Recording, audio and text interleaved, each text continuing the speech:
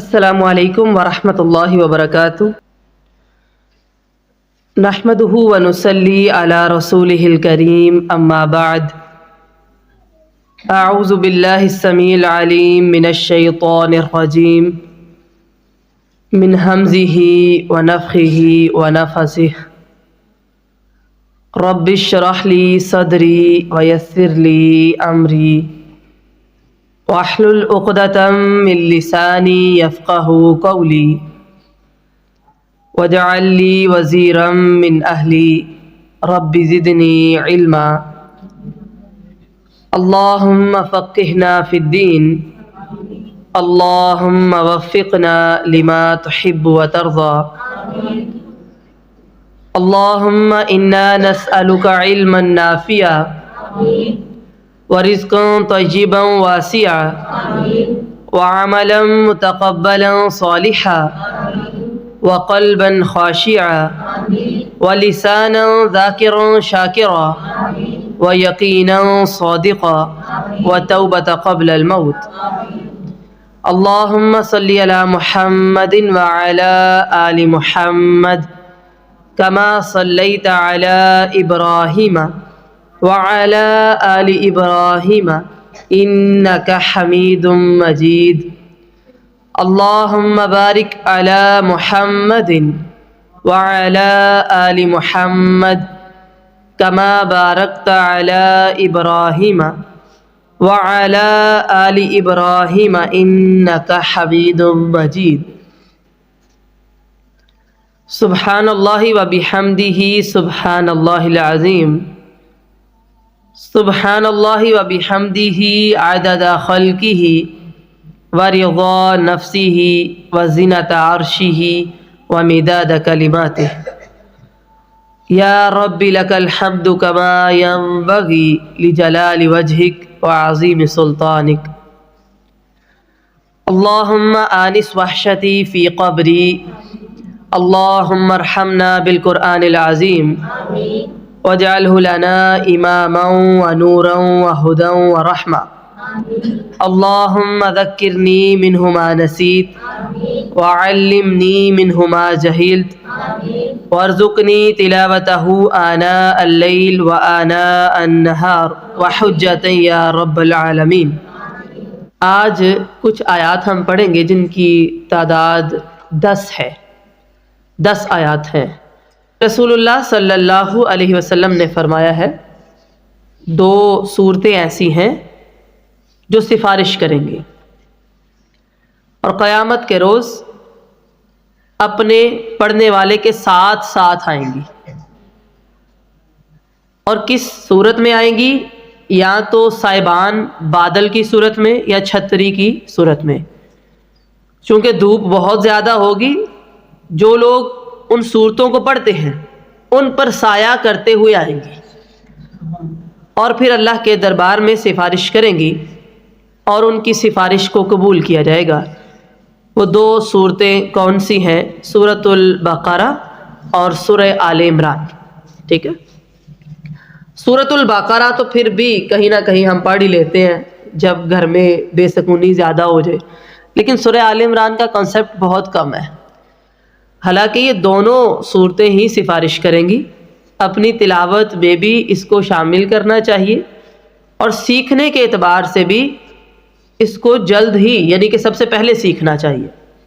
اب وہ صورت آج ہماری مکمل ہو جائے گی، سورہ آل عمران۔ ایک تو وہ ساری صورت ہی فضیلت کی حامل تھی جو ہم نے پڑھی، ساری صورت ہی فضیلت کی حامل تھی۔ یہ آخری رکوع ہے اور اس کے اندر 10 آیات ہے۔ اب اس کی فضیلت کیا ہے؟ ان 10 آیات کی صحیح بخاری میں آتا ہے کہ نبی مکرم صلی اللہ علیہ وسلم جب رات کو اٹھتے تہجد کے لیے،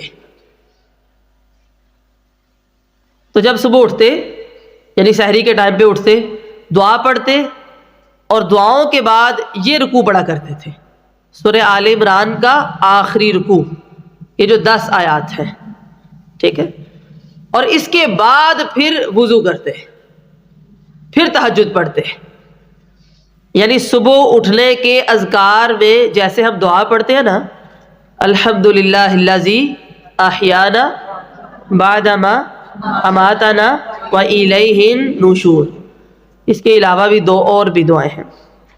یہ بھی اذکار میں شامل ہے کہ جب صبح آنکھ کھلے تو یہ 10 آیات رسول اللہ صلی اللہ علیہ وسلم تلاوت کیا کرتے تھے، پھر وضو کرتے اور تہجد پڑھتے، یعنی یہ جاگنے کے اذکار میں شامل ہے۔ اس پہ میں زور اس لیے دے رہی ہوں کہ روزانہ صبح صبح لوگ کیا کچھ نہیں پڑھتے۔ کیوں پڑھتے ہیں جی؟ بس یہ صورت ہمیں پسند ہے اس لیے پڑھتے ہیں، اس سے یہ فائدہ حاصل ہو جائے گا، یہ حاصل ہو جائے گا، جبکہ احادیث میں نہیں آیا ہوتا۔ احادیث میں جن چیزوں کی یا جن آیات کی فضیلت ہے ان پر ہمارا زور نہیں ہوتا۔ بہت کم لوگ ایسے ہوں گے جن کو یہ 10 آیات زبانی یاد ہوں۔ آپ صلی اللہ علیہ وسلم ہر روز صبح اٹھتے ہی ان آیات کی تلاوت کیا کرتے تھے۔ آج آپ نے یہ عزم کرنا ہے ان کو اب یاد کرنا ہے۔ ظاہری بات ہے صبح اٹھتے ہی پہلے تو آپ وضو کریں گے نا، پھر آ کے قرآن پکڑیں گے۔ اگر آپ کو زبانی آتی ہے تو آپ بستر پر ہی ہیں اور آپ یہ آیات پڑھ لیں گے اور پھر وضو کریں گے، پھر تہجد پڑھیں گے، پھر فجر پڑھیں گے، ٹھیک ہے؟ تو آپ صلی اللہ علیہ وسلم کا یہ معمول تھا کہ صبح جب آنکھ کھلتی دعاؤں میں سے یہ ایک دعا ہے، اس میں 6 دعائیں ہیں ان آیات میں، تو یہ 10 آیات رسول اللہ صلی اللہ علیہ وسلم تلاوت کیا کرتے تھے۔ پہلی بات تو یہ ہے، آئیے ان کو پہلے جانیے۔ مجھے لگتا ہے کہ آپ ان کو ابھی جانتے نہیں ہیں۔ جیسے بعض آیات ہوتی ہیں وہ زیادہ سننے کی وجہ سے کچھ نہ کچھ یاد ہو گئی ہوتی ہیں، جیسے سورہ بقرہ کا آخری رکوع، لیکن جیسے سورہ آل عمران کو ہم اتنی اہمیت نہیں دیتے ویسے ان آیات کو بھی نہیں دیتے، یہ اتنی یاد نہیں ہوتی۔ آج ان کو سنیے، ان کی تفسیر کو جانیے اور پھر روزانہ پڑھیے اور ان کو یاد کیجیے۔ 10 آیات ہیں، روزانہ کی ایک کریں تو 10 دنوں میں ہو جاتی ہے۔ صحیحہ کی روایت ہے، رسول اللہ صلی اللہ علیہ وسلم نے فرمایا، ہلاکت ہے اس بندے کے لیے، اب یہ بڑی غور سے سننے والی بات ہے، ہلاکت ہے اس بندے کے لیے جو سورہ آل عمران کا آخری رکوع پڑھے اور اس پر غور و فکر نہ کرے، ہلاک ہو گیا وہ بندہ، ٹھیک ہے؟ اب یہ بھی سمجھ آئی کہ یہ رکوع یاد بھی کرنا ہے، پڑھنا بھی ہے اور غور و فکر کر کے پڑھنا ہے، اس کی سمجھ ہونا بالاولیٰ ضروری ہے۔ یقیناً اس میں بہت بڑی خیر ہوگی نا، تبھی حدیث میں آتا ہے کہ ہلاکت ہے اس بندے کے لیے جو اس کو پڑھتا ہے لیکن اس کو سمجھ کوئی نہیں ہے، غور و فکر نہیں کرتا وہ، ٹھیک ہے؟ تو پہلے پتہ نہیں آپ نے اس پر غور و فکر کیا ہے یا نہیں، لیکن آج تو کوشش کریں گے انشاءاللہ کہ اس پر تدبر کریں اور اس سے اسباق حاصل کریں، تاکہ ہمیں یہ سمجھ آئے کہ حدیث میں بہت بڑی خیر ہوتی ہے۔ یقیناً اس میں خیر ہے کہ ان آیات پر خصوصی زور دیا گیا ہے۔ چلیے شروع کرتے ہیں۔ اعوذ باللہ من الشیطان الرجیم، ان فی خلق السماوات والارض واختلاف اللیل والنہار لآیات لأولی الالباب، بے شک آسمانوں اور زمین کی پیدائش میں، دن اور رات کے اختلاف میں، آنے جانے میں، جو عقل مند ہے، اہل عقل ہیں، ان کے لیے بہت سی نشانیاں ہیں۔ یہ 10 آیات میں سے پہلی آیت شروع ہو گئی، کیا ہے؟ ان فی خلق السماوات والارض، آسان ہے نا، واختلاف اللیل والنہار، بے شک آسمان اور زمین کی پیدائش میں، رات اور دن کے آنے جانے میں، لآیات، البتہ نشانیاں ہیں، کن کے لیے؟ لأولی الالباب، جو عقل والے ہیں ان کے لیے۔ بڑی آسان سی آیت ہے۔ اب یہ بات آپ نے یاد رکھنی ہے کہ اس پر غور و فکر کی دعوت ہے کہ جو لوگ آسمان اور زمین کی تخلیق پر غور کرتے ہیں ان کو خالق کی معرفت حاصل ہوتی ہے، کس قدر طویل اور عریض کائنات ہے اور اس کا پورا ایک نظام ہے، سارے کے سارے نظام میں کوئی خلل نہیں ہے، کائنات کا سارا نظام کائنات کی بات آنے پر ہم لوگ توجہ نہیں دیتے کہ ٹھیک ہے آسمان ابھی زمین نے دیکھا ہوا ہے. آج آپ دیکھیں گے کہ اس پر توجہ کرنا بہت ضروری ہے. کائنات کا وسیع ترین نظام، اس میں کوئی خلل نہیں ہے، کہیں بھی آپ کو کوئی شگاف نظر نہیں آتا. یہ نظام ہمیں بتاتا ہے کہ پیچھے ایک ذات ہے جو اس پورے نظام کو چلاتی ہے، تدبیر کرتی ہے کہ کب کیا ہوگا، اور نتیجے میں انسان کو یہ پتہ چلتا ہے وہ ذات ہے اللہ رب العالمین کی. جب اسے پتہ چل جاتا ہے پھر وہ ہر وقت اللہ کو یاد بھی کرتا ہے. یہ عقل والے لوگ ہیں. ٹھیک ہے، عقل مند وہ ہے کہ زمین و آسمان کی پیدائش میں اور زمین اور آسمان میں جو کچھ ہے، سورج ہے، چاند ہے، اس کی گردش ہے، پہاڑ ہیں، دن اور رات ہیں، اور ان کا آنا جانا بھی ہے. رات ہے پھر دن ہو گیا، دن کے بعد رات آ گئی، اور خاص ٹائم پہ. یہ نہیں کہ 2-4 دن گزر گئے اور آپ نے کہا کہ رات ہی نہیں ہو رہی، ایسا نہیں ہوتا. سب کچھ اس کی رفتار بھی اللہ تعالیٰ ہی چلاتا ہے. یہ ایک مضبوط ترین نظام ہے. جو عقل والے ہوتے ہیں وہ بس ایسے ہی گزر نہیں جاتے، اس پر غور کرتے ہیں. اس نظام کی جو رفتار ہے نا، کب کیا ہونا ہے، وہ بھی اللہ تعالیٰ نے مقرر کی ہے، اور ایک معین قانون کے ساتھ مقرر کی ہے. قانون ہے اس کا کہ آپ کو دن میں تارے نظر نہیں آتے، ٹھیک ہے، رات میں آپ کو سورج نظر نہیں آتا، یہ اس کا قانون ہے. اور حیرت کی بات یہ ہے، چلو جب تک ہم گاڑیاں دیکھتے تھے کہ اللہ تعالیٰ نے انسان کو عقل دے دی اور وہ زمین پر چلنے والی گاڑی بنا لیتا ہے، پھر دیکھا کہ فضا میں اڑنے والا پرندہ بھی ہے، اس کو دیکھ کر انسان نے جہاز بنا لیا. یہ تارے، یہ سورج، یہ چاند کہاں پھرتے ہیں؟ فضا میں. تو اس کے پیچھے ایک ذات ہے. یہ کائنات کا سارا جو کارخانہ ہے، اس کے پیچھے ایک ذات ہے جو قادر مطلق ہے، مختار کل ہے. اور یہ اس کے کمالات میں سے ایک کمال ہے کہ بڑی سے بڑی چیز کو اور چھوٹی سے چھوٹی چیز کو اس نے اپنی حد میں رکھا ہوا ہے. سورج آپ کے گھر کے اندر نہیں آ جاتا، کیا آ جاتا ہے؟ تارے گرتے ہوئے آپ کو نظر آتے ہیں، کبھی یہ نہیں پتا چلا کسی کے چھت پر گر کے. اس نے حدود رکھی ہیں، اسی باؤنڈری کے اندر وہ گردش کرتے ہیں، باہر نہیں آ سکتے. کوئی چلانے والا ہے تو ایسا ہے نا. ایک ذرہ بھی کائنات کے اندر، ایک ذرہ بھی اگر اللہ کے تصرف سے باہر آتا نا تو نظام مضبوط نہ ہوتا. ہمیں ہر وقت ایک خوف رہتا، کوئی خوف نہیں ہے سوائے اس دن کے جب قیامت نے قائم ہونا ہے. اللہ کے حکم سے آسمان پھٹے گا، تارے گریں گے، سمندر باہر آئیں گے، پہاڑ ریزہ ریزہ ہوں گے، وہ بھی باذن اللہ تعالی، ہماری مرضی سے نہیں. ٹھیک ہے، پھر یہ نظام صرف جامد نہیں ہے.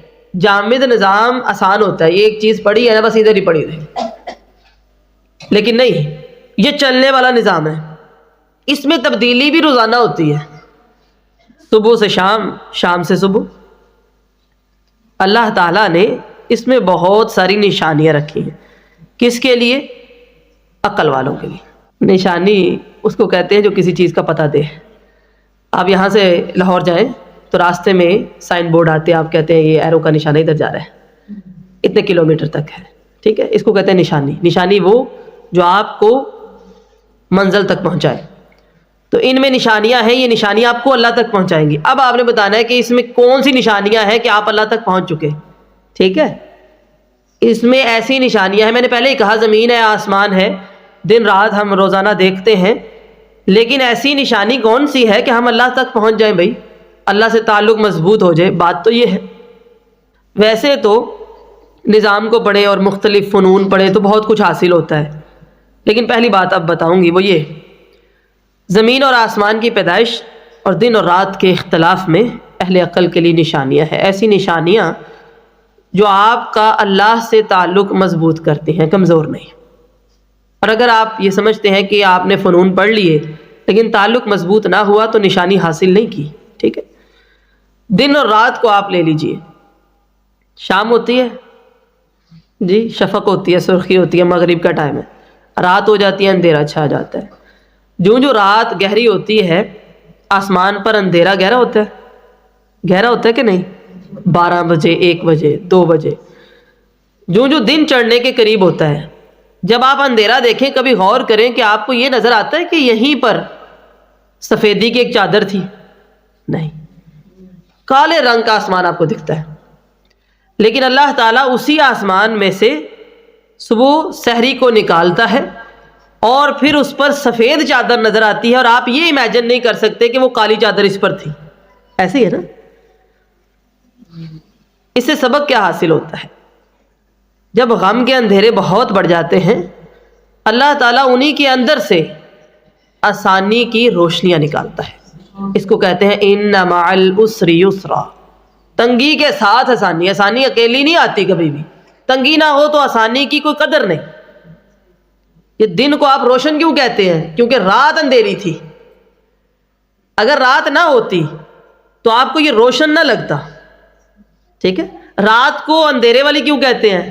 کیونکہ دن روشن تھا۔ خوشیوں کا احساس تب ہوتا ہے جب آپ غم سے گزر کر پہنچتے ہیں، مشکلات کے بعد اللہ تعالیٰ نے آسانیاں رکھی، مایوسیوں کے بعد اللہ تعالیٰ نے امید کی کرن رکھی ہے، ایسے ہی ہے۔ اور تاریکیوں سے اللہ نکال کر ہمیں اجالوں میں لاتا ہے۔ اللہ پر توکل کی نشانی ہے کہ جس اللہ کو یہ قدرت حاصل ہے کہ رات کو دن میں بدل دے، وہ غموں کو خوشیوں میں بدل سکتا ہے۔ توکل اسی کی ذات پر ہے۔ اسی طرح وہ اللہ قادر ہے، زندگی دی ہے نا، موت بھی دے گا۔ دن کا اجالا تھا، کبھی یقین آتا ہے کہ رات اس طرح اندھیری ہوگی اسی آسمان پر؟ اچھا، کبھی آپ نے ایسے بھی نہیں دیکھا کہ آدھا دن ہے اور آدھی رات چڑھ رہی ہے؟ نہیں، سارے آسمان کا رنگ بدلتا ہے۔ کون بدلتا ہے؟ اللہ۔ اور کس قدر وسیع و عریض آسمان ہے، ہم تو کبھی شاید وہ بدلتا منظر دیکھتے ہی نہیں ہیں۔ بالکل ایسے ہی جس اللہ نے ہمیں زندگی دی ہے، یہ اس کا وعدہ ہے، ہم نے واپس اس کے پاس جانا ہے اور موت نے آنا ہے، اور موت کے بعد اس کا وعدہ ہے دوبارہ اس نے زندہ بھی کرنا ہے۔ یہ نشانی ہے ہمارے لیے۔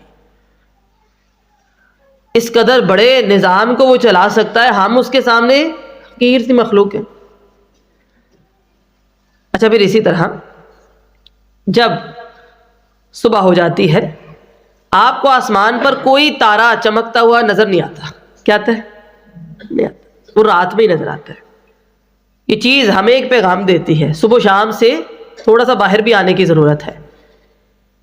جیسے کہ آپ صلی اللہ علیہ وسلم نے بارش کی جو مثال ہے اس کو تشبیہ دی ہے وحی الہی کے ساتھ، قرآن اور حدیث کے ساتھ۔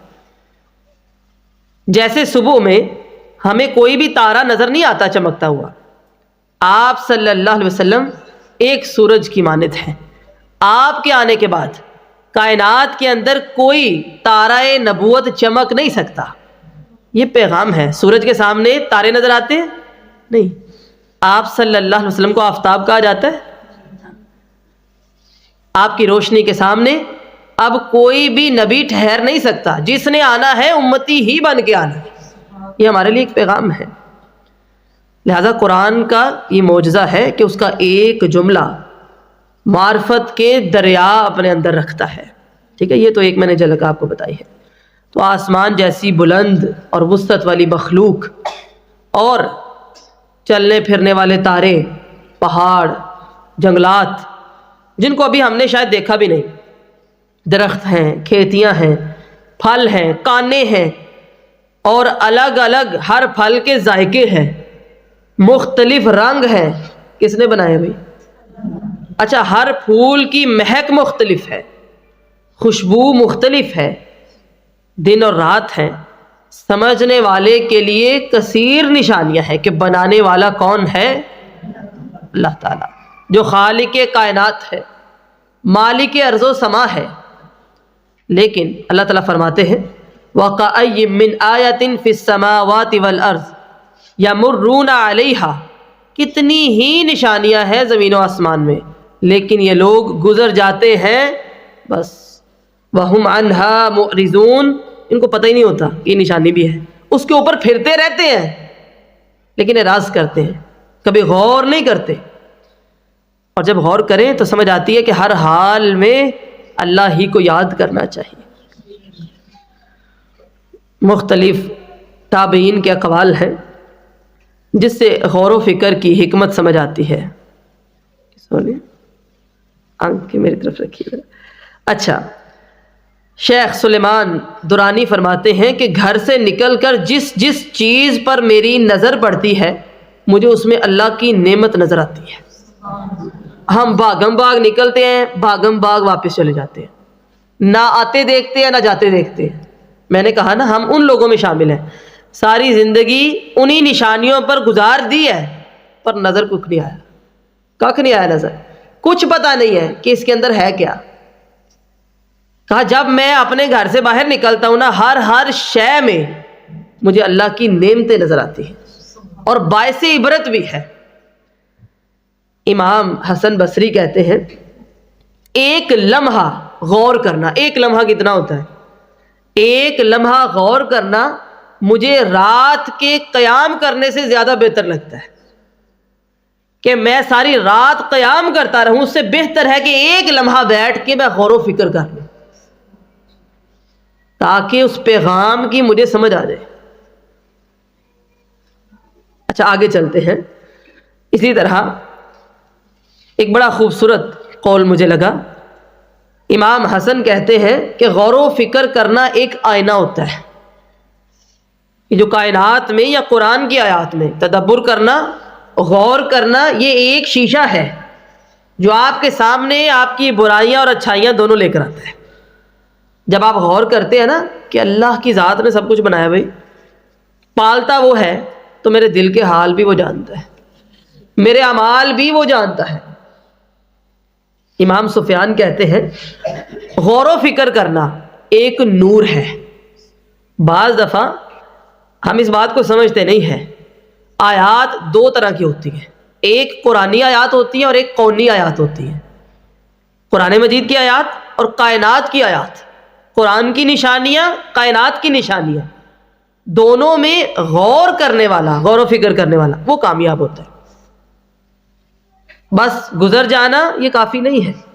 وہ کہتے ہیں جو عادت انسان اپنے اندر ڈال لینا کہ میں نے غور و فکر کرنا ہے، ہر چیز میں تدبر کرنا ہے، اس کو ہر چیز کے اندر اللہ کی نشانی ملے گی، اور جس نے عادت نہیں نہ ڈالی اس کو کسی چیز میں نہیں ملتی، اس کو نہیں پتہ چلتا۔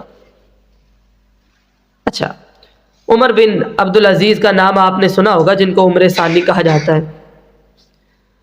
وہ کہا کرتے تھے اللہ کے ذکر میں زبان کا چلاتے رہنا، یعنی ہر وقت اللہ کا ذکر کرنا، اور اللہ کی نعمتوں پر ہر وقت غور و فکر کرنا، ان دونوں میں سے اگر میں کہوں نا افضل عبادت کون سی ہے تو وہ غور کرنا ہے، وہ غور و فکر کرنا ہے۔ کیونکہ غور کرنے کے بعد جب آپ کہتے ہیں نا سبحان اللہ تو آپ کا دل کہتا ہے اللہ پاک ہے، بھائی ہر عیب اور نقص سے پاک ہے۔ ویسے آپ کہتے ہیں سبحان اللہ سبحان اللہ سبحان اللہ، آپ کو کوئی پتہ نہیں ہے، تو وہ کہتے ہیں میرے نزدیک یہ زیادہ افضل ہے کہ میں غور و فکر کروں، چاہے وہ قرآن میں ہے یا کائنات میں ہے۔ غور کے بغیر تو کوئی مزہ نہیں۔ عبداللہ ابن مبارک کہا کرتے تھے کہ ایک آدمی، اس نے نا ایک راہب سے ملاقات کی، کس جگہ پر؟ ایک طرف قبرستان تھا اور ایک طرف کوڑے کا ڈھیر تھا۔ تو اس نے کہا یہاں ملاقات کے لیے بلایا ہے؟ دیکھیں نا لوگ تو ہوٹل میں بلاتے ہیں، اچھی اچھی جگہ پہ، انہوں نے کہا ہاں یہاں بلایا ہے۔ کہا ادھر کیوں بلایا ہے؟ کہا تمہیں بتانا ہے جو انسان ساری زندگی 2 خزانے جمع کرتا ہے نا، میں نے غور و فکر کیا ہے کہ 2 خزانے ادھر ہی آتے ہیں، ایک لوگ راضی ہو جائے، لوگ کیا کہیں گے، وہ قبرستان میں، دوسرا مال، جتنا بھی قیمتی ہو ضائع ہونے کے بعد وہ اسی ڈھیر پر آتا ہے۔ غور کیا نا، زندگی کا سبق حاصل کیا. ہم ساری زندگی کماتے بھی ہیں, بندے بھی راضی کرتے ہیں, یہ سمجھ نہیں آئی ابھی تک کہ آنا ادھر ہی ہے بھائی. وہ کہتے ہیں یہاں ملاقات اس لیے کی ہے کہ دو خزانے جو ساری زندگی لگا دی جمع کرنے میں, بندے راضی ہو جائے اور مال جمع ہو جائے. مال آ گیا کوڑے میں, آتا ہے نا ویسے, بالآخر ادھر ہی آتا ہے, اور لوگ آگے قبرستان میں. کہ یہ بتانے کے لیے میں نے تمہیں ادھر بلایا ہے. اچھا, یہ سبق حاصل ہوتا ہے استادوں سے جو کتابوں سے حاصل نہیں ہوتا. سمجھ آ گئی؟ اس کو کہتے ہیں تدبر, غور و فکر. حضرت عبداللہ ابن عمر کے بارے میں آتا ہے کہ جب بھی وہ کسی قبرستان یا ویران جگہ کے پاس سے گزرتے, آپ نے دیکھے ہوں گے, کھنڈرات دیکھے ہوں گے, تو وہ سوال کرتے اونچی آواز سے کہ تمہارے رہنے والے کہاں گئے, جو کبھی بادشاہ بنے ہوئے تھے کہاں ہیں؟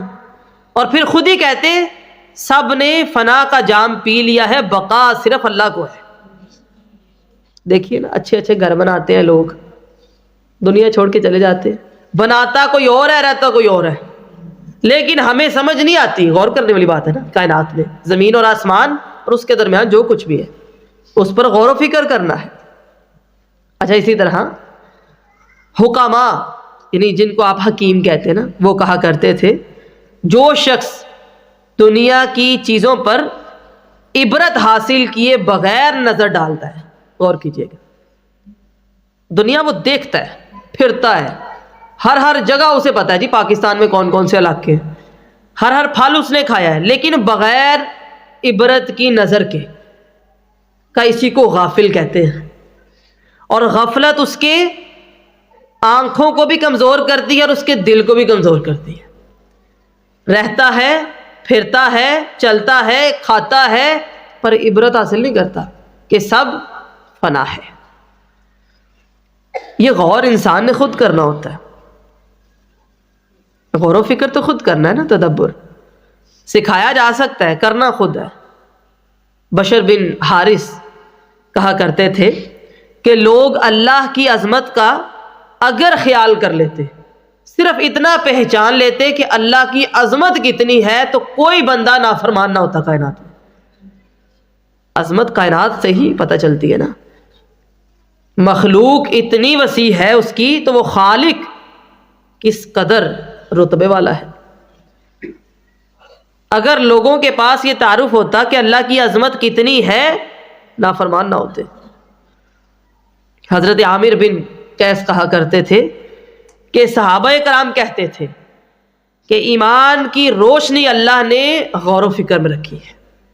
یہ نور, اس کا دیا دل کے اندر کب جلتا ہے؟ جب انسان غور و فکر کرتا ہے. گزر جانا, کھا لینا, پہن لینا, ایسی زندگی تو جانور گزارتے ہیں, انسان نہیں.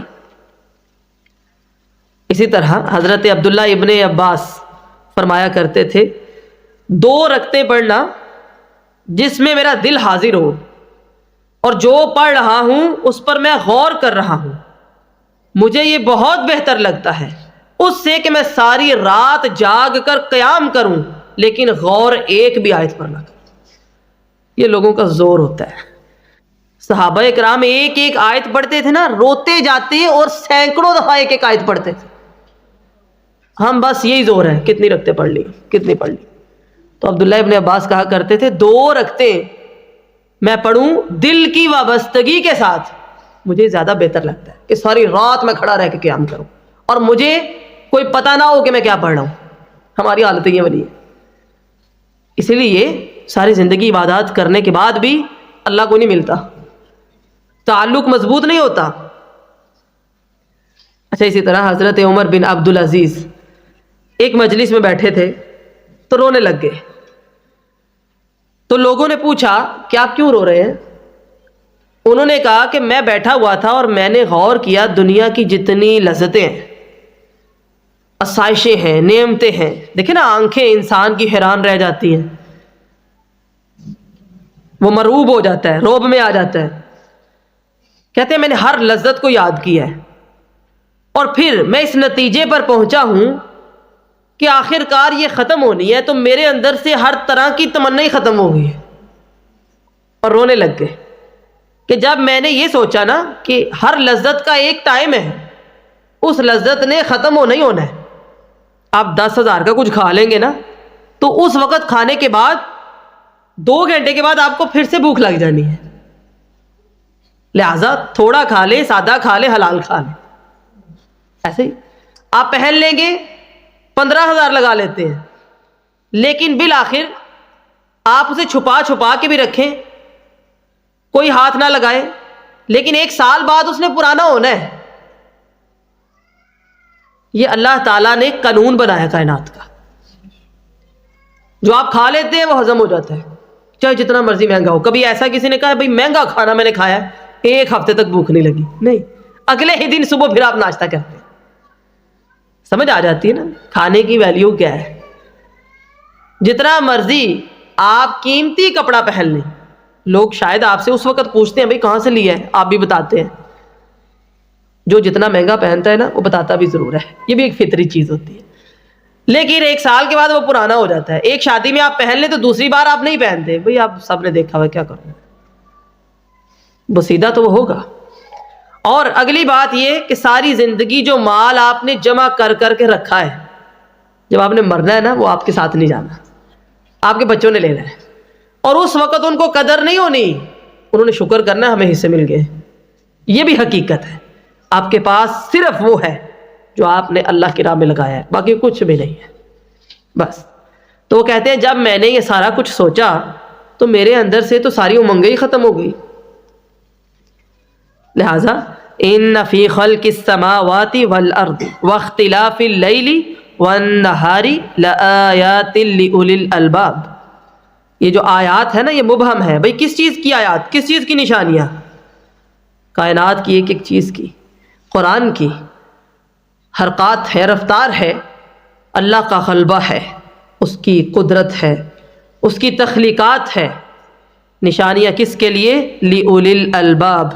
یہ لب ان کی جمع ہے، خالص عقل جس کے اندر نیکی کی خواہش ہو.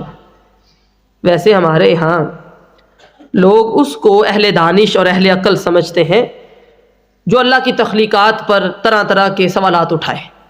اللہ اس کو عقل والا کہتے ہیں جو نشانیوں تک پہنچنے کے بعد اللہ تک پہنچ جائے اور اللہ کی ذات کو تسلیم کرے. کہا یہ ہے اہل عقل. یہ پہلی آیت ہے. ٹھیک، پڑھیں گے میرے ساتھ، یاد ہوگی. ان فی خلق السماوات والارض واختلاف اللیل والنہار لآیات لأولی الالباب. لے جی آپ کو تو یاد ہوگی. اب کہا ہے اہل عقل کون ہے؟ تمہیں سوچنے کی ضرورت نہیں ہے، اللہ نے خود ہی بتایا. الذین یذکرون اللہ قیاما وقعودا وعلی جنوبہم. پہلی ان کی نشانی یہ ہے جو عقل والے ہیں، وہ اللہ کو یاد کرتے ہیں، اللہ کا ذکر کرتے ہیں. کب کب؟ 3 ہی حالتیں ہیں. انسان 3 حالتوں میں سے کسی ایک حالت میں ہوتا ہے ہر وقت. یا تو کھڑا ہے، یا بیٹھا ہے، یا پھر کہا وہ کھڑے ہوں، بیٹھے ہوں، لیٹے ہوں، ہر حال میں اللہ کو یاد کرتے ہیں، اللہ کو پکارتے ہیں. وَيَتَفَكَّرُونَ فِي خَلْقِ السَّمَاوَاتِ وَالْأَرْضِ. ایک تو اللہ کو یاد کرتے ہیں، اس کو پکارتے ہیں، اور دوسرا زمین و آسمان میں غور و فکر کرتے ہیں. جب کر لیتے ہیں پھر کیا کہتے ہیں؟ ربنا. اللہ کو پکارنے والے ہوتے ہیں اہل عقل. ڈائریکٹ کہتے ہیں ہمارے رب، ربنا ما خلقت هذا باطلا. اے ہمارے رب تو نے تو کچھ بھی کائنات کے اندر بیکار پیدا ہی نہیں کیا.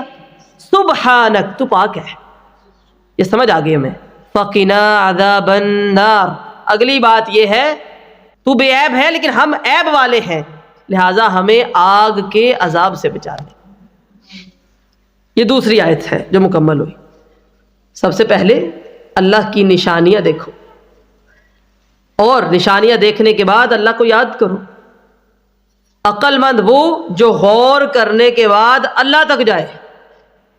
کائنات میں غور کیا نا، رزلٹ کے بعد اس کا دل محبت سے سرشار ہو گیا، بھر گیا، اور بھرنے کے بعد وہ اللہ کی تعریف کرے، اللہ کا ذکر کرے، اللہ تعالیٰ کی عظمت کا اعتراف کرے. لہٰذا غور و فکر کرنے کے بعد اللہ تک پہنچنا ضروری ہے. صاحب عقل وہ ہے کہ جب وہ غور کرتا ہے اس کو اندازہ ہو جاتا ہے بھئی کائنات کوئی انسان نہیں چلا سکتا، یہ خالق ہے، اور انسان ایک ایسی مخلوق ہے اللہ نے اس کو عقل بھی دی ہے اور تمیز بھی سکھائی ہے۔ یہ میں آپ کو بتاؤں، یہ دو چیزیں نہ ہو تو ہم جانور ہی ہیں، تمیز، آداب اور عقل۔ وہ بے عقل ہے جس کے پاس اللہ کا تعارف نہیں ہے، اور جو غور کرتا ہے پھر اللہ کو یاد کرتا ہے، زمین و آسمان کو دیکھتا ہے اور کہتا ہے کہ اللہ تو نے کچھ بھی بیکار پیدا ہی نہیں کیا، سبحانک، تو پاک ہے ہر نقص سے، ہر عیب سے۔ اور اگلی بات کیا ہے، جب وہ اتنا کچھ دیکھتا ہے نا کہ اللہ نے ہر چیز کو ایک مقصد کے لیے بنایا ہے، تو یقیناً میرا بھی کوئی مقصد ہے، تو اس کا یہ عقیدہ ہے کہ یہاں سے جانے کے بعد جزا اور سزا ہے، فَقِنَا عَذَابَ النَّارِ۔ تب وہ عقل والا اپنی عقل کو پورا کرتا ہے جب یہ کہتا ہے اللہ آگ کے عذاب سے بچا لے۔ ٹھیک ہے، پہلی آیت تو یہ کہ زمین و آسمان پر غور کرو، دن اور رات پر غور کرو، نشانیاں ہیں اہل عقل کے لیے۔ اہل عقل کون؟ الذین یذکرون اللہ قیاما وقعودا وعلی جنوبہم، کھڑے ہیں، بیٹھے ہیں، لیٹے ہیں، اللہ کو یاد کرتے ہیں۔ پھر وَيَتَفَكَّرُونَ فِي خَلْقِ السَّمَاوَاتِ وَالْأَرْضِ، زمین و آسمان پر غور کرتے ہیں۔ غور کرنے کے بعد تیسری چیز، رَبَّنَا مَا خَلَقْتَ هَذَا بَاطِلًا، اللہ تو نے بیکار کچھ بھی پیدا نہیں کیا۔ چوتھی چیز، سبحانک، تو پاک ہے، عظمت والا ہے۔ اور پانچویں، فَقِنَا عَذَابَ النَّارِ، ہمیں آگ کے عذاب سے بچا لے۔ ان پانچ میں سے ایک بھی پوری نہ ہو تو وہ اہل عقل نہیں۔ غور کر لیا اس نے، اللہ کو یاد بھی کر لیا، لیکن وہ سمجھتا ہے کہ میں جنتی ہوں، تو وہ بے عقل ہے، بے عقل ہے وہ۔ اگر اسے یہ پتا چل گیا کہ اللہ تعالیٰ نے ہر چیز کا ایک مقصد رکھا ہے، بھائی دیکھیے نا، اگر ہم غور کریں تو ہر چیز ویسے اللہ نے انسان کے لیے بنائی ہے، ہر چیز، ہمیں چیزوں کے لیے نہیں بنایا ہوا، لیکن ہر چیز ہماری ضروریات کو پورا کرتی ہے۔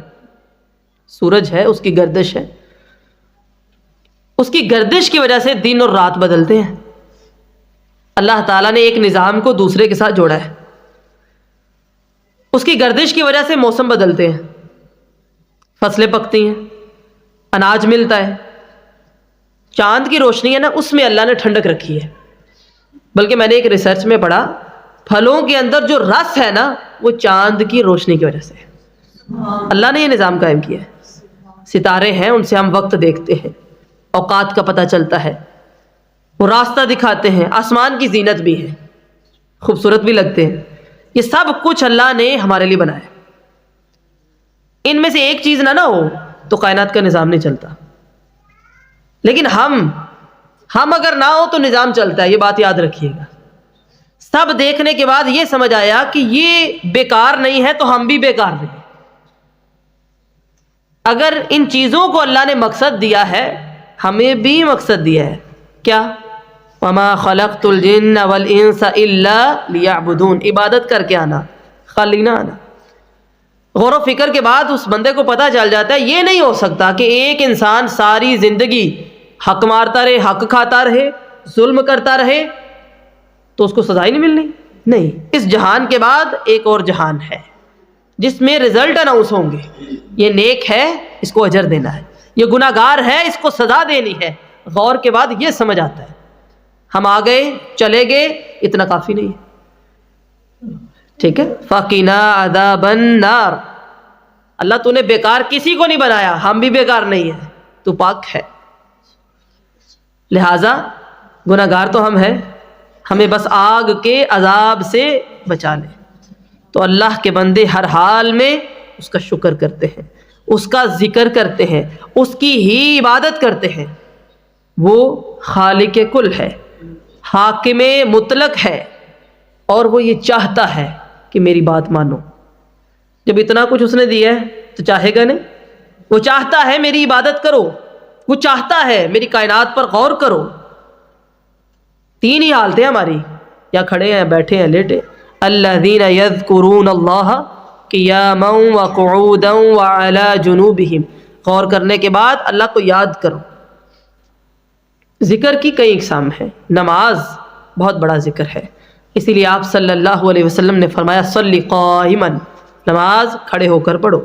فَإِن لَّمْ تَسْتَطِعْ فَقَاعِدًا، اگر استطاعت نہیں ہے بیٹھ کے پڑھ لو. فَإِن لَّمْ تَسْتَطِعْ فَعَلَىٰ جَنبٍ، اگر یہ بھی استطاعت نہیں ہے لیٹ کے پڑھ لو، معافی کوئی نہیں ہے.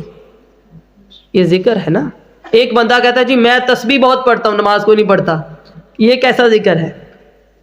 اولین ذکر نماز ہے، پھر قرآن ہے، پھر اللہ تعالیٰ کے لیے تسبیحات ہیں، کبریائی ہے، تحمیدات ہیں. جب غور کریں گے تو پھر آپ اسی نتیجے پر پہنچیں گے کہ دل کا ایک ایک گوشہ، جسم کا ایک ایک جز پکارے گا سبحانک، اللہ تو پاک ہے. اس کو پھر کہتے ہیں ذکر. سمجھ آ گئی؟ صرف زبان سے نہیں ہوتا، قلبی بھی ہوتا ہے، فعلی بھی ہوتا ہے، لسانی بھی ہوتا ہے، دل سے، زبان سے اور عمل سے. دل تسلیم کرتا ہے، زبان اظہار کرتی ہے، اور پھر انسان غور و فکر کرتا ہے. اچھا، ذکر کو یہاں تک محدود نہیں رکھنا چاہیے کہ آپ سوچیں قیاماً کھڑے ہو گئے، قعوداً بیٹھ گئے، اور وَعَلَىٰ جُنُوبِهِمْ لیٹ گئے. ٹھیک ہے، تو ذہن میں کیا آتا ہے کہ ہر حال میں اللہ کا ذکر کرو. میرے ذہن میں یہ آتا ہے کھڑے ہو، روزی کما رہے ہو، دکان پر ہو، کسی سٹال پر ہو، اللہ کو یاد رکھنا، حلال کمانا ہے.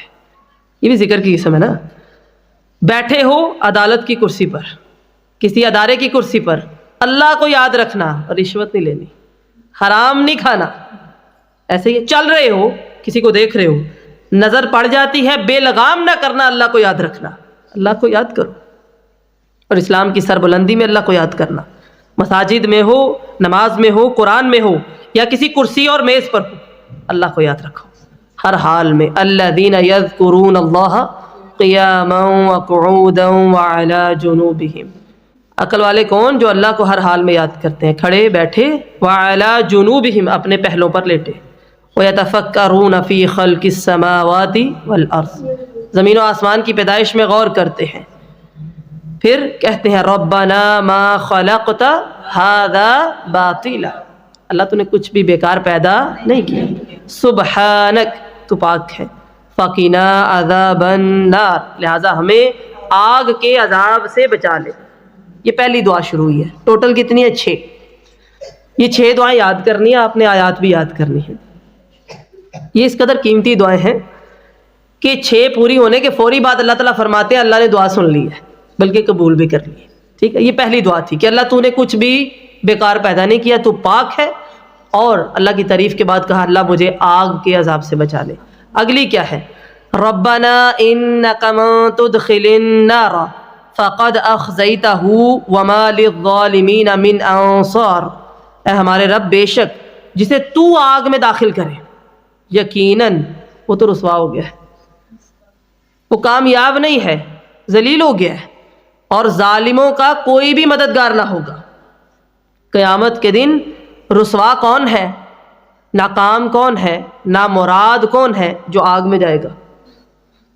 جس کو اللہ تعالیٰ آگ کے عذاب سے بچا لے وہ کامیاب ہے. 6 دعائیں ہیں، یہ دوسری ہوگی. ربنا انک من تدخل النار فقد اخزیتہ وما للظالمین من انصار. پھر سے دعا ہے. یہ انداز مجھے بہت خوبصورت لگا.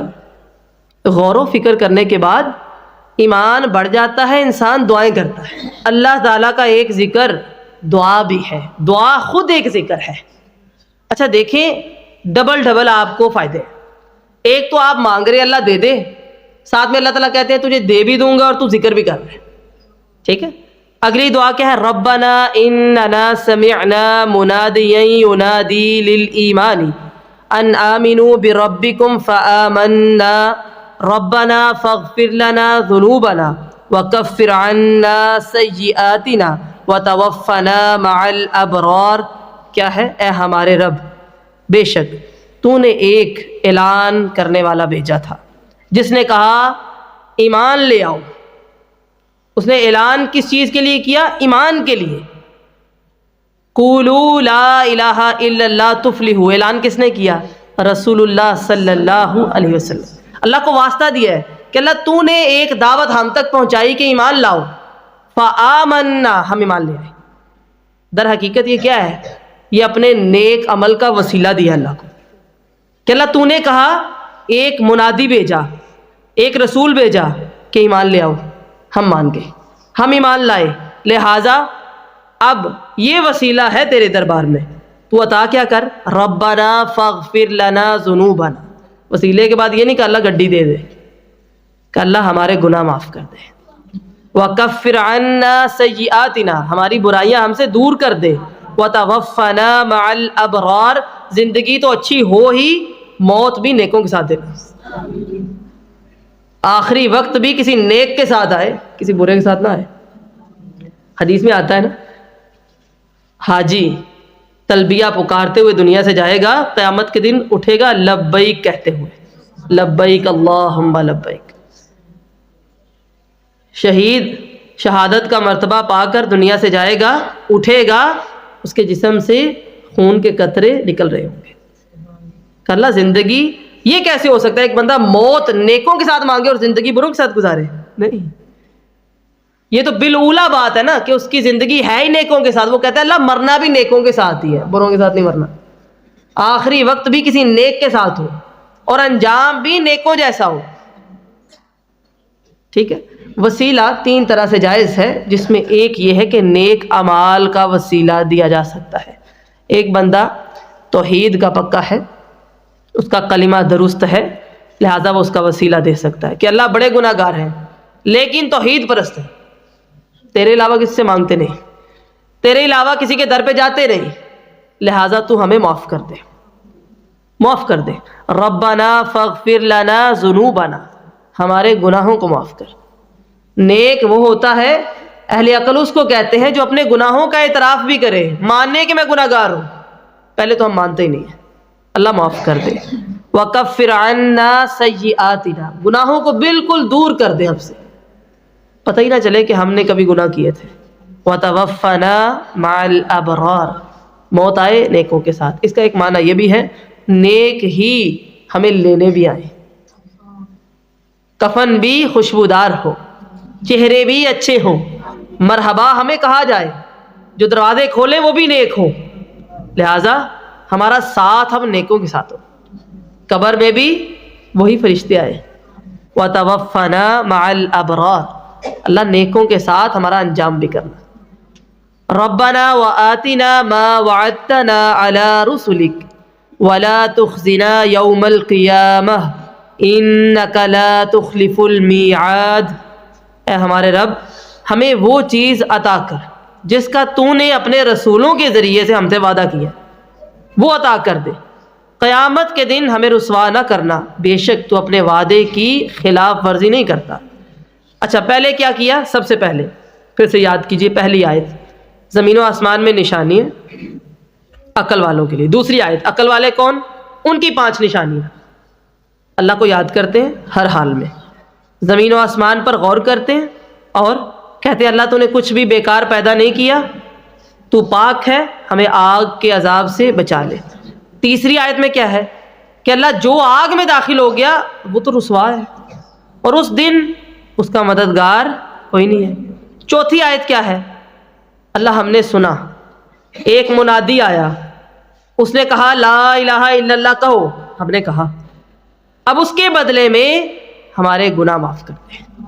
یہاں سے پتہ چلتا ہے توحید اگر درست ہو تو اس کی برکات ہوتی ہے، اللہ تعالیٰ گناہوں کو معاف کرتے ہیں، ہماری برائیوں کو دور کر دے اور ہمارا انجام نیکوں کے ساتھ لکھ دے۔ اور اگلی آیت کیا ہے؟ اے اللہ وہ عطا کر جس کا تو نے وعدہ اپنے رسولوں کے ذریعے سے ہم سے کیا ہے۔ کیا وعدہ؟ بخشش، جنت، فتح، نصرت۔ پیچھے چونکہ دعائیں چل رہی ہیں، دعا کی قبولیت کا وعدہ اللہ نے کیا ہے، تم مانگو میں دوں گا، مانگو تو صحیح۔ ہم نے ساری دنیا کی چیزیں مانگ لی، یہ نہیں مانگا کہ اللہ معافی دے دے، معاف کر دے، گناہ معاف کر دے، ہماری برائیاں ہم سے دور کر دے، ہماری غلطیوں سے درگزر کر دے۔ اللہ نے وعدہ کیا ہے کہ تم نیک اعمال کر کے آؤ، میرا وعدہ ہے میں اجر دوں گا، یہ اس کا وعدہ ہے، دعا کرو قبول ہوگی۔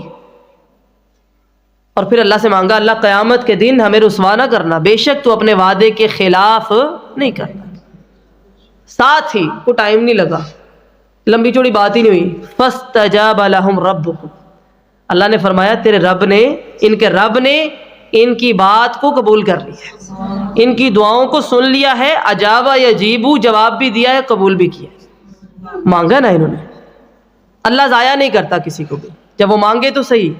انی لا اضیع عمل عامل منکم من ذکر او انثی، اور یہ اس کا وعدہ ہے مرد ہو یا عورت، اللہ تعالیٰ کسی کا عمل ذرہ برابر بھی ضائع نہیں کرتا۔ بعضکم من بعض، تم میں سے بعض سے ہو۔ اچھا، یہاں پر یہ عورت مرد کی بات کیوں آ گئی؟ شریعت اسلامیہ نے بعض چیزوں میں مرد حضرات کو فضیلت دی ہے، جیسے گھر چلانے میں، مال خرچ کرنے میں، جسمانی قوت میں قوام بنایا ہے، حاکم بھی بنایا ہے، عورت حاکم نہیں ہو سکتی۔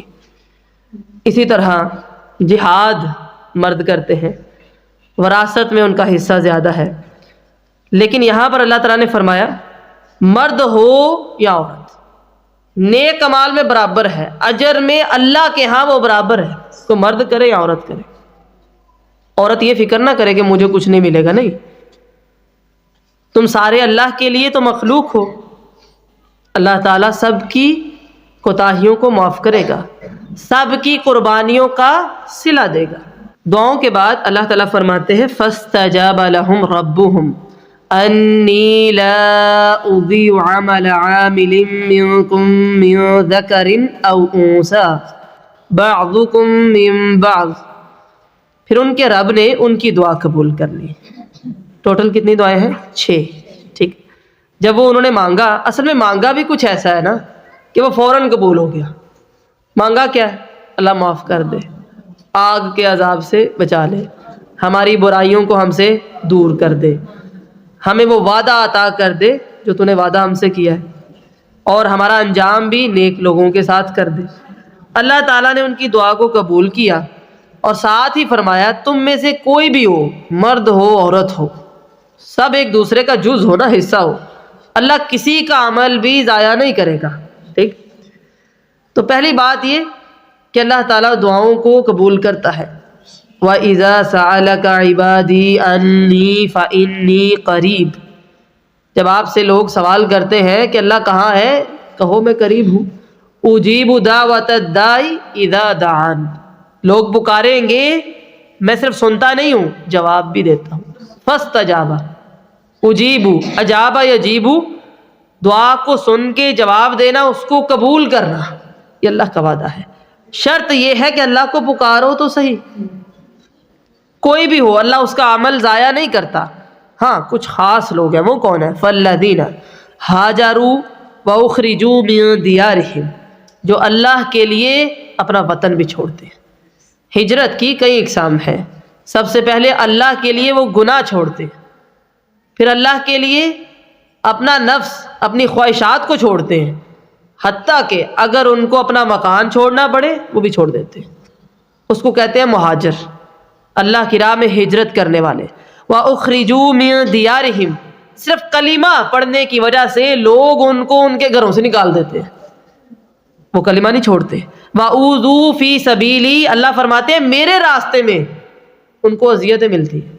آج تک ہمیں لوگوں سے بڑی اذیتیں ملی ہوں گی، کوئی بندہ ایسا نہیں جو یہ کہے کہ مجھے کوئی تکلیف نہیں آئی، لیکن وہ اللہ کی راہ میں نہیں ہوں گی، وہ دنیا داری میں ہے۔ کہا یہ وہ ہیں، خاص ہیں، اللہ کے لیے ہجرت کی، اللہ کے لیے نکالے گئے، وَأُوذُوا فِي سَبِيلِي، اللہ کی راہ میں ان کو تکلیفیں دی گئی، وَقَاتَلُوا وَقُتِلُوا، اللہ کی راہ میں جہاد کیا، حتیٰ کہ قتل بھی ہو گئے، جانیں بھی دے دی۔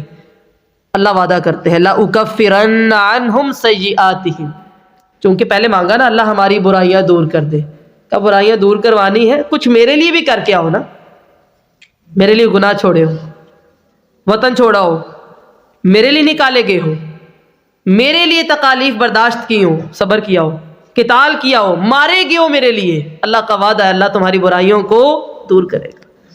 اس کو کہتے ہیں نا، حدیث میں آتا ہے کہ شہید اس کے تمام گناہ اللہ معاف کر دیتا ہے سوائے قرض کے۔ ہر گناہ اس کا معاف ہے. کہ یہ کر کے آؤ اگر تم چاہتے ہو کہ تمہاری برائیاں دور ہو جائیں.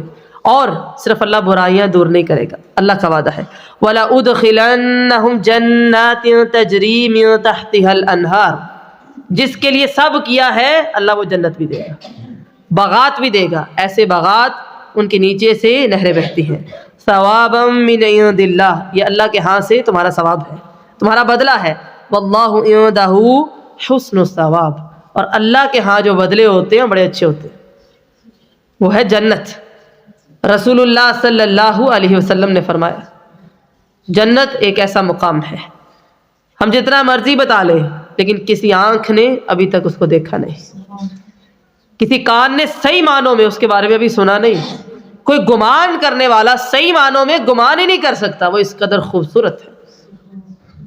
اور پھر حدیث میں آتا ہے، بخاری کی روایت ہے، رسول اللہ صلی اللہ علیہ وسلم نے فرمایا جب اللہ تعالی لوگوں کو جنت میں داخل کر دے گا تو پھر کہے گا آج کے دن احل علیکم رضوانی، جنت تو مل گئی ہے، میں نے تمہارے اوپر اپنی رضامندگی کو حلال کر لیا ہے کہ میں تم پر راضی ہو گیا. فلا اسخط علیکم بعدہ ابدا، آج کے بعد میں اللہ تم سے کبھی ناراض نہیں ہوں. یہ جنت سے بھی بڑھ کے ہے کہ یہ خوف اب ختم، اور یہ ہے ایک مہمان نوازی، یہ ہے اجر. یہ کون سی آیت ہے؟ 5ویں. ٹھیک ہے، چلیے آگے چلیں. 6 آیت کیا ہے؟ لا یغرنک تقلب الذین کفروا فی البلاد، جنت کی بات ہوئی نا، اور ساتھ ہی کہا جنت اس کو ملنی ہے جس نے دنیا اوکھی گزارنی ہے. مومن کے لیے یہ قید خانہ ہے، کافر کے لیے جنت. کہ جب تمہاری دنیا اوکھی ہو جائے گی نا، تم کسی کافر کو دیکھو کہ وہ بڑی عیش میں ہے، چلتا پھرتا ہے، تو دھوکے میں نہ آ جانا کہ ان کے پاس اتنا مال ہے شاید اللہ راضی ہے. بھئی نہیں، ایسا کچھ بھی نہیں ہے، ایسا کچھ نہیں ہے. ان الذین یفترون علی اللہ الکذب لا یفلحون، جو اللہ پر جھوٹ باندھتے ہیں، شرک کرتے ہیں، وہ کامیاب نہیں ہو سکتے. متاع فی الدنیا، اگر کچھ مل بھی گیا تو وہ دنیا کا متاع ہے، بہت تھوڑا ہے، کچھ بھی نہیں ہے. کہ جب تمہیں تکالیف آئیں گی نا، تم کسی کافر کو دیکھو گے اور کہو گے کاش میں بھی ایسی ہوتی. بھائی کیا اتنی آزمائشیں، کیا اتنی پریشانیاں. گھبرانا نہیں ہے. کفار مخالفت کرتے ہیں، اللہ پھر بھی رزق دیتا ہے. کیوں؟ صحیح مسلم میں آتا ہے، نبی مکرم صلی اللہ علیہ وسلم نے فرمایا مومن جتنے بھی نیک اعمال کرتا ہے اس کو دنیا میں بھی اللہ بدلہ دیتا ہے اور آخرت میں بھی دیتا ہے.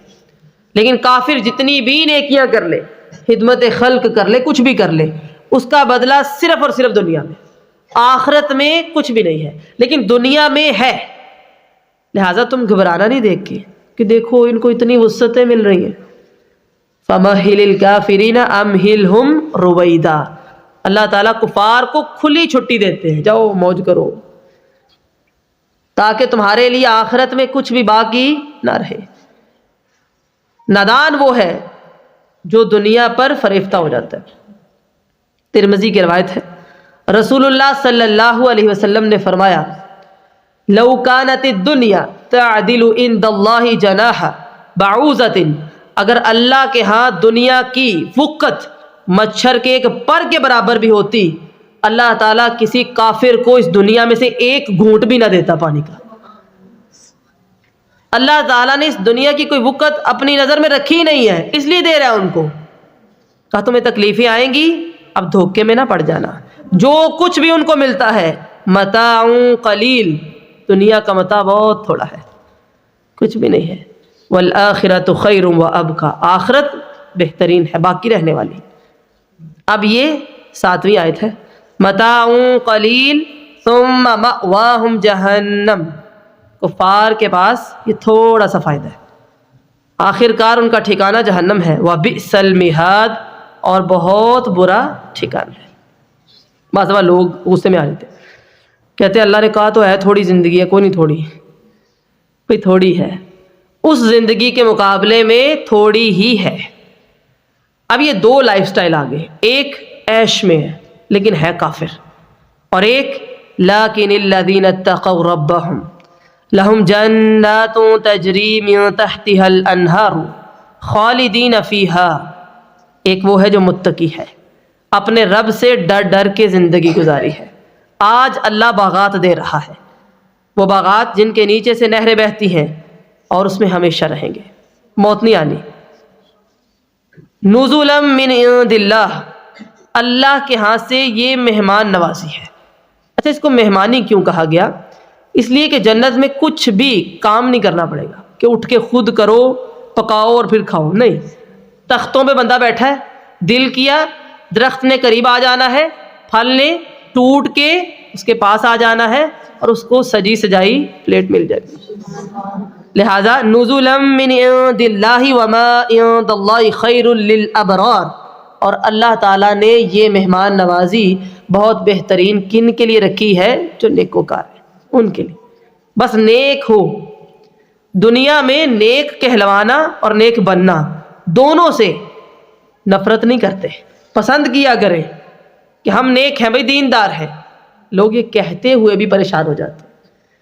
مسلم کی روایت ہے، رسول اللہ صلی اللہ علیہ وسلم نے فرمایا، قیامت کے دن اہل جنت کو آواز دی جائے گی کہ اے جنتیو، تم اب ہمیشہ تندرست رہو گے، بیمار نہیں ہو۔ یہاں ہم کہتے ہیں نا کہ اللہ تعالیٰ بس عافیت دے، اور کہا جائے گا تم ہمیشہ زندہ رہو گے، کبھی فوت نہیں ہوگے، تم ہمیشہ جوان رہو گے، بڑھاپا نہیں آئے گا، ہمیشہ نعمتوں میں رہو گے، محروم نہیں ہوگے، تم جنت کے وارث بنائے گئے ہو۔ کیا وجہ کیا ہے؟ تم نیک عمل کر کے آئے، الابرار نیک ہو۔ اچھا چلیے آگے چلتے ہیں، ہمارے پاس یہ نامی آیت ہے، وَإِنَّ مِنْ أَهْلِ الْكِتَابِ لَمَن يُؤْمِنُ بِاللَّهِ وَمَا أُنزِلَ إِلَيْكُمْ وَمَا أُنزِلَ إِلَيْهِمْ خَاشِعِينَ لِلَّهِ لَا يَشْتَرُونَ بِآيَاتِ اللَّهِ ثَمَنًا قَلِيلًا أُولَئِكَ لَهُمْ أَجْرُهُمْ عِندَ رَبِّهِمْ إِنَّ اللَّهَ سَرِيعُ الْحِسَابِ۔ اللہ تعالیٰ بہت انصاف والا ہے۔ ہمیں جب غصہ آتا ہے ہم کہتے ہیں یہ سارے ہی خراب ہے، ان کی نسل ہی ایسے، یہ خاندان ہی ایسے۔ اللہ ایسے نہیں ہے، چونکہ متقی کی تعریف ہوگی، مسلمانوں کی تعریف کی، ساتھ ہی کہا یہ جو یہود و نصارہ نا اہل کتاب، سارے برے نہیں ہیں، ان میں سے بعض ایسے ہیں کہ وہ اللہ پر ایمان لاتے ہیں، یہ اللہ کا عدل ہے۔